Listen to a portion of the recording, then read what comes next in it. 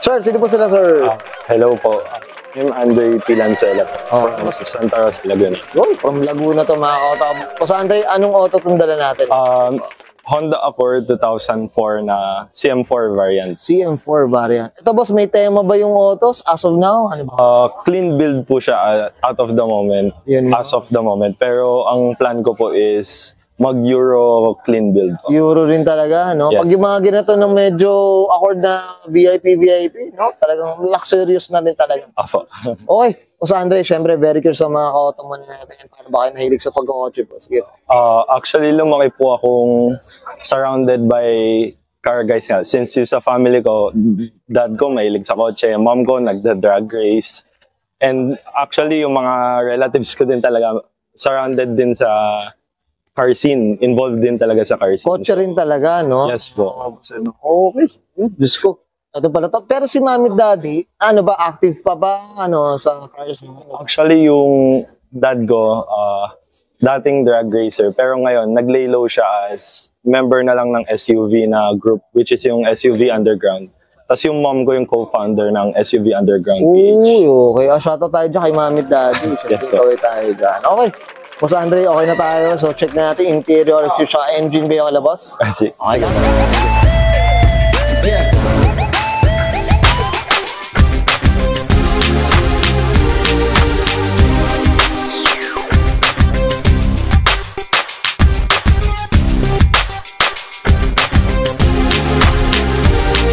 Tough long battery. Tough and long lasting. Sa pang interior tayo, Boss Andre, anong meron dito, boss? interior-wise, meron na rin siyang yung remote buttons ng head unit. Tapos, naka-digital climate control na din siya. And as of now, stock siya eh. Ayoko kasi galawin to if magpapalit kasi ng Android head unit.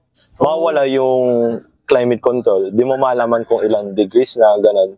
Kaya, Oo nga, no? sayang. Tapos, So, okay na lang, ikip na ginato na lang, stock siya, no? yes po. Oo, yun. Tapos yung gauge may dimmer na-adjust if ever na mabilis kayo masilaw pag gabi. Okay. And ang maganda dito is may airbag lahat, pati sides. Pati side. Ito kaya- sa mga pila to, sa mismo pilar mismo ng ano. Yes po, para safe pag nabangga ka. Iba talaga, no? Paikot ang airbag. May luxury car rin kasi talaga. Yes, din po. talaga. Okay. Ito boss lang regarding din sa mga wood nila. Ano ba? Ay, wood. Yung mga wood trims.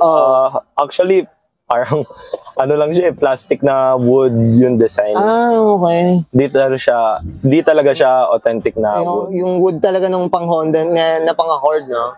Tapos, siguro biggest flex na din dito. Since 6'2 ako, sobrang luwag niya. Kahit, alam mo yung sobrang atas mo na, tapos power seats na din siya. Okay. Power seats, Comfort din talaga, boss, no? power seats, retractable yung side mirror, tapos yung central lock working. Okay. Kaya sobrang convenient. Okay, Boss Andre, okay na tayo sa interior. Yes. Sa panglabas tayo, check natin, boss. So, tara.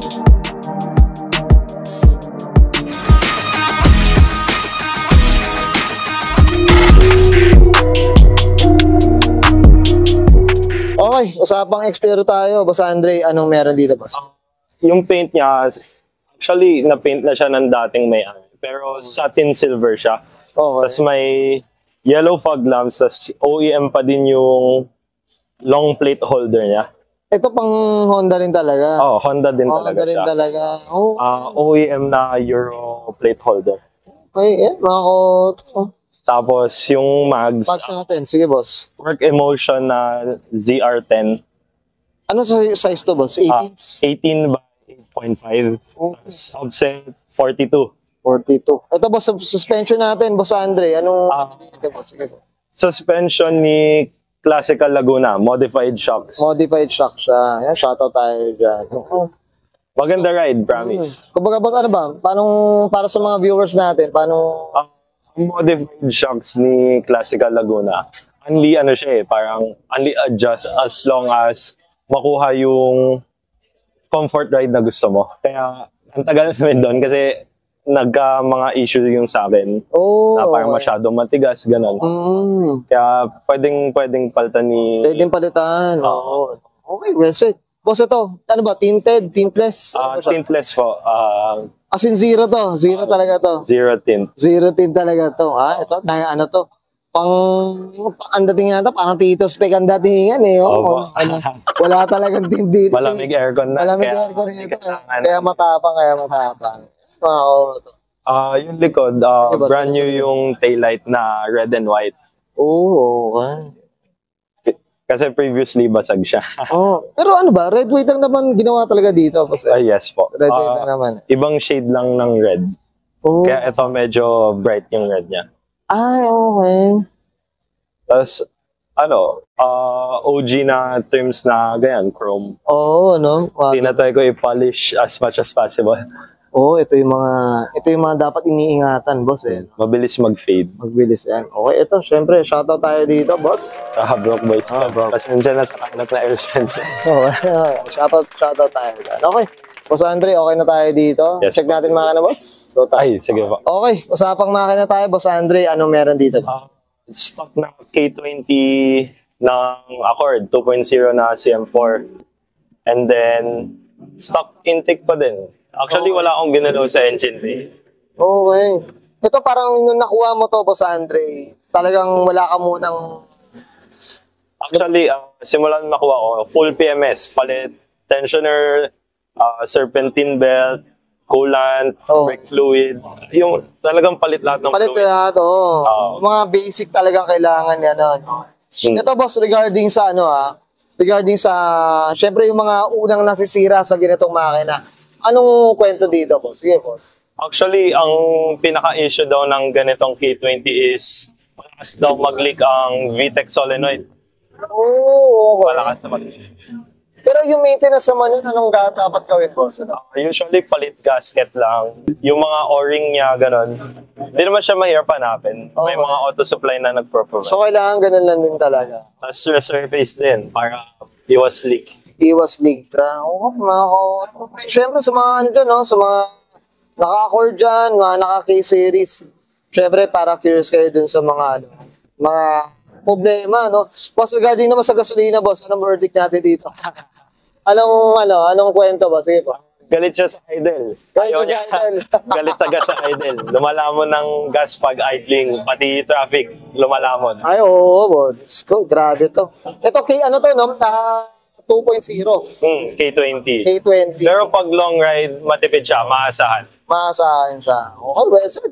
Boss Andre, okay na tayo dito, boss? Yes po. Yan, thank you. Okay, yan guys, nakita natin interior, exterior, engine bay. Siyempre, usapang tayo. CM4, variant dito kay Boss Andre Lanzuela. Siyempre, Boss Andre, tayo? Shoutout na tayo. Sige po, go. Shoutout sa family ko, lalo na sa dad ko sa pagsuporta ng hobbies ko. Sa girlfriend ko, sa pagsuporta din sa akin non-stop sa mga tambay ko na halos everyday. And syempre sa Broke Boys, lalo na yung mga admins ko. Sila yung maasahan ko kada may nahuhost akong event na ganito. And yung mga friends ko na din na sumubaybay at sumusuporta. Shoutout din kay Shifu Garage for yung sa pag-maintain ng auto ko and sa exterior detail. Ayun lang naman po. Yun, I'm sure. Ito, mention, daming fans na ito ni Boss Andre. Okay, Sunday, okay na ba? Ako. Okay, sige, susubahin ko na and Sir Andre Lanzuela para sa 2004 Honda Accord. Usapang CM4 variant, usapang clean build, and this is Oro Cool. Thank you.